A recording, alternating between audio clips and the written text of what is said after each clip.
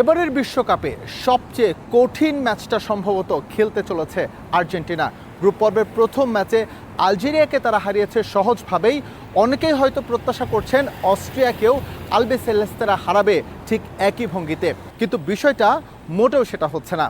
কেননা র্যাঙ্কিংয়ে যেমন আলজেরিয়ার চেয়ে এগিয়ে অস্ট্রিয়া, তার চেয়েও এই ম্যাচে আর্জেন্টিনার সবচেয়ে বড় প্রতিপক্ষ টেক্সাসের আবহাওয়া। আমরা যেমনটা দেখেছি ক্যানসাসে স্থানীয় সময় রাত 8টায় আর্জেন্টিনা ম্যাচ খেলেছে, সেখানে সূর্যের তাপমাত্রা সব কিছুই কম ছিল, কিন্তু ক্যানসাসের ড্যালাসে আর্জেন্টিনাকে ম্যাচটা খেলতে হবে দুপুর 12টার সময়। ওয়েদার রিপোর্ট বলছে এখানকার স্থানীয় তাপমাত্রা হচ্ছে প্রায় 36 ডিগ্রি সেলসিয়াস, কিন্তু যেই দিন আর্জেন্টিনা অস্ট্রিয়ার মুখোমুখি হবে সেই দিন ওয়েদার রিপোর্ট বলছে তাপমাত্রা থাকবে প্রায় 40 ডিগ্রি সেলসিয়াসের কাছাকাছি। একই সঙ্গে থাকবে আলট্রাভায়োলেট রে, যেটাকে বলি আমরা, সেটাও তীব্রতা থাকবে একেবারে। ওয়েদার রিপোর্ট বলছে এই আবহাওয়াটা হচ্ছে শরীরের জন্য খুবই ক্ষতিকর।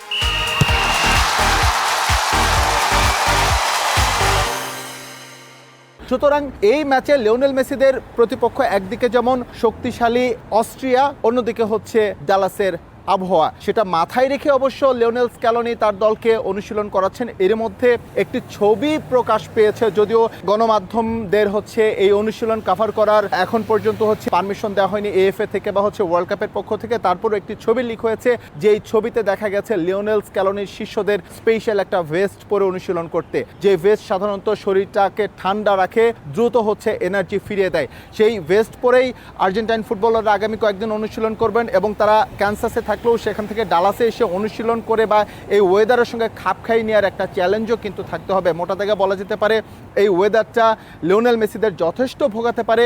তারপরেও হচ্ছে প্রত্যাশা থাকবে আর্জেন্টিনা এই ম্যাচে জিতে সবার আগে গ্রুপ চ্যাম্পিয়ন হয়ে নকআউট ফেজ নিশ্চিত করবে। এবং আমাদের কাছে আরও একটি তথ্য রয়েছে, আর্জেন্টিনা অস্ট্রিয়ার বিপক্ষে ম্যাচে তাদের উইনিং কম্বিনেশন যেটা, সেই উইনিং কম্বিনেশন ভাঙতে চলেছে। কারণ লিওনেল স্ক্যালোনির মন জয় করতে পারেননি লাউতারো মার্টিনেজ, তাই হচ্ছে ফরওয়ার্ড লাইনে পরিবর্তন আসছে। লাউতারো মার্টিনেজের পরিবর্তে এই ম্যাচে শুরুর একাদশে থাকছেন হুলিয়ান আলভারেজ, এটা প্রায় মোটামুটি নিশ্চিত। একই সঙ্গে নিকো গঞ্জালেসের ইনক্লুশন হচ্ছে, কারণ আমরা যেটা দেখেছি মিডফিল্ডে থিয়াগো আলামাদার যে সার্ভিসটা পাওয়ার কথা ছিল সেই সার্ভিসটা লিওনেল স্ক্যালোনিকে সন্তুষ্ট করতে পারেনি, তাই শুরুর একাদশে এই দুটো চেঞ্জেস মোটামুটি কনফার্ম। একই সঙ্গে তালিয়াফিকো ইনজুরিতে ছিলেন, তিনি পুরোপুরি সুস্থ হয়েছেন, সুতরাং তার ইনক্লুশন হচ্ছে, এটা মোটামুটি বলা যেতে পারে। ফাকুন্দো মেদিনাকে সেক্ষেত্রে জায়গা ছেড়ে দিতে হতেও পারে। এই তিনটি পরিবর্তন মোটামুটি নিশ্চিত। পাশাপাশি আরও একটি গুঞ্জন শোনা যাচ্ছে, যেটা হচ্ছে গনসালো মন্তিয়েলের জায়গাটাও পরিবর্তন আসতে পারে। মোটা দাগে বলা যেতে পারে অন্তত 3 থেকে 4টি পরিবর্তন নিয়ে আর্জেন্টিনা অস্ট্রিয়ার বিপক্ষে মাঠে নামবে। একটাই লক্ষ্য, সবার আগে যে গ্রুপের চ্যাম্পিয়ন হয়ে নকআউট ফেজ নিশ্চিত করা। টেক্সাসের ডালাস থেকে এস এম ইকবাল, সময় সংবাদ, যুক্তরাষ্ট্র।